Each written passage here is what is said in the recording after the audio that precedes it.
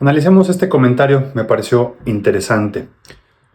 Todos los humanos son mestizos. Nombrarte mestizo es un pleonasmo.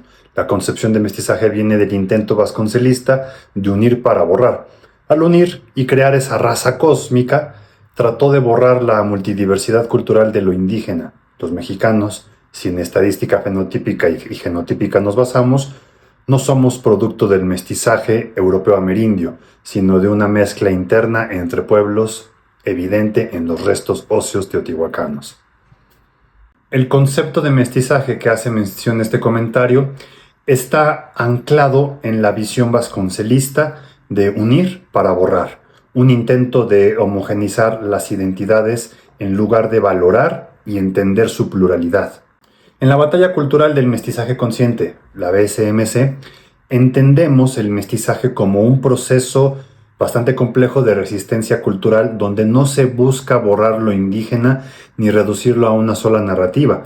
El mestizaje, tal como lo plantea este comentario, no es solo una mezcla europeo-amerindia, sino también una interacción con las diversas culturas originarias dentro de Mesoamérica. Aquí el problema estriba en cómo se ha entendido históricamente el mestizaje como una fusión homogénea sin reconocer que las identidades culturales de los pueblos originarios son diversas y están vivas, resistiendo la asimilación y la apropiación, tal como lo ha documentado autores como Bonfil Batalla. Respecto al mito de los teotihuacanos, no podemos caer en la simplificación de atribuir toda nuestra identidad actual a una única civilización.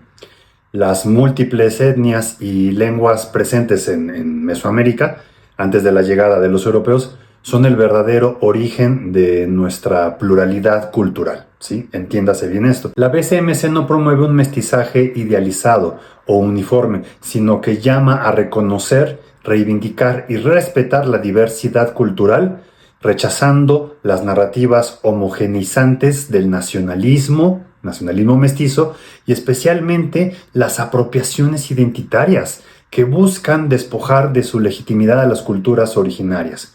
Por tanto, no estamos borrando ni uniformizando, sino visibilizando, honrando y preservando las identidades indígenas en su contexto histórico y contemporáneo, reconociendo que cada pueblo tiene su propia historia, idioma y cosmovisión. No toca Totec Escalante, Satepan Titotasque y Panoxe Video.